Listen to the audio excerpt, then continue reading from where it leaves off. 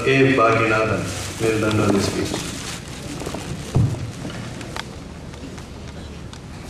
Shri Gurubhyo Namaha. Guru Brahma, Guru Vishnu, Guru Devo Maheshwara, Guru Sakshat Param Brahma Tasmai Shri Gurave Namaha.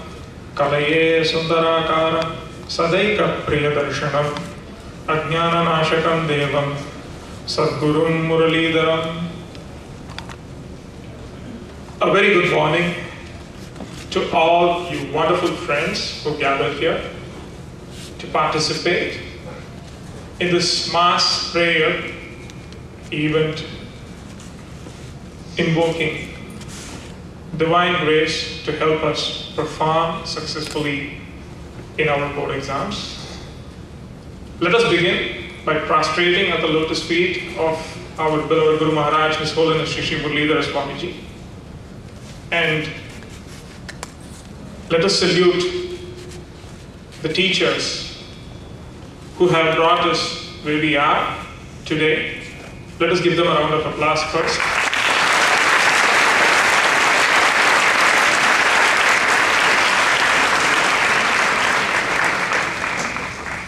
So wonderful friends, you all are indeed. Why do I call you wonderful? Is it just a word of flattery? Do I want to flatter you? Or is it a formality? Of course not. There's a very good reason why I call each and every one of you as wonderful.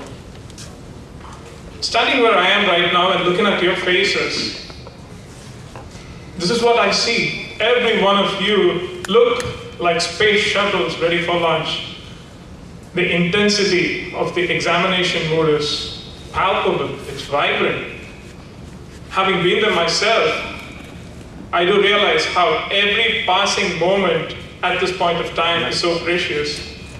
And despite all of that, the fact that all of you have taken time out to be here, to chant the divine name, and to seek divine grace to help perform well in the exams is indeed commendable, and that's what makes every one of you wonderful.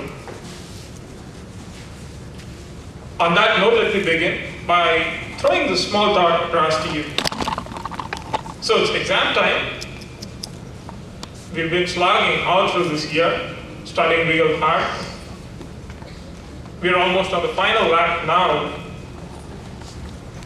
So what are we doing here? What is this all about? What is this prayer meeting about? Where does God come in this picture all of a sudden? I've studied and I'm going to do my exams. So what is the relevance? Is this even relevant? Let me just explain that to you by this beautiful illustration that our Swamiji gives. For a moment, let us all time travel back to the age of the Mahabharata, the great war of Kurukshetra. Kauravas on one side and the Pandavas on the other.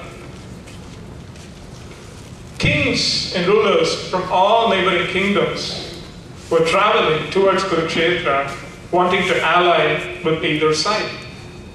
One such king was the great Shalya, a warrior par excellence, a very brave man indeed. He possessed this very unique skill.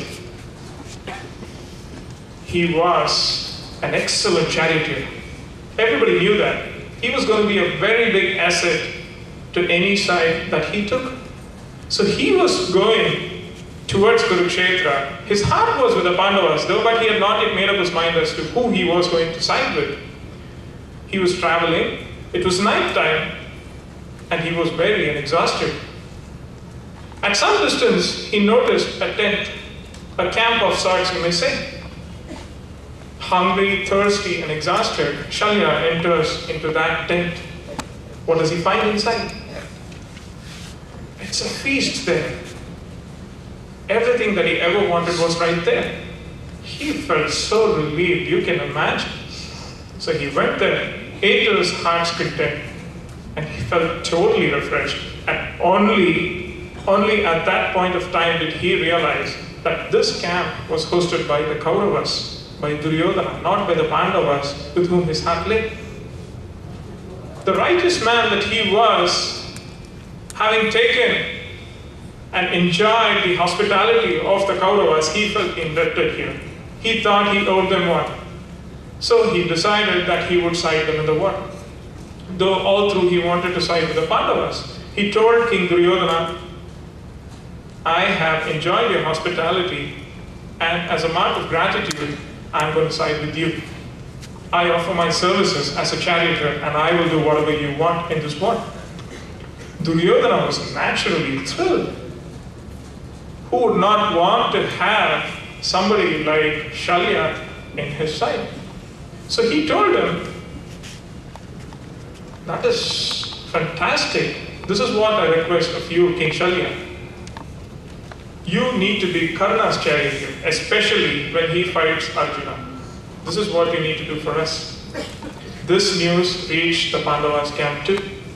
So it was not good news for them. But then again, Krishna was there. The master strategist that he was, Bhagwan immediately hit upon a plan. He told Dharmaputra, Yudhishthira, go approach Shalya and seek a favor of him. And he told him secretively as to what he should ask him. Taking Bhagwan's words, Yudhishthira went to the enemy camp. He spoke to King Shalya. Shalya was very happy to meet him and sad at the same time because he could not be with him. Beloved king, we need a favor from you. King Yudhishthira said. Shalya told him, look, Dharmaputra, it was my intention to be with you, but then I've given my word to the Kauravas, so I'm not backing out of that. Anything else under the sun I granted, but I cannot be on your side in this war. Yudhishthira says, I know that you're a very righteous king and you go by your word, you stick to your word. I'm not going to ask you to come and fight for us. All I need you to do is this. When the day comes, when Karna fights Yudhishthira, since you would be Karna's charioteer, you need to demoralize him. You need to say all these negative things and negative words, infuse negative thoughts, and you need to demoralize Karna. This is all we need of you. Shalya agreed. He said, I will do that. I can do that for you. And Yudhishthira was happy too. So a plan had been hatched. So that day did come. The day when Arjuna and Karna were locked in battle. Just imagine for a moment, close your eyes and imagine that scene. On one side, there is Arjuna, the great test warrior, with every weapon that one can possibly possess, with a skill set that none can match.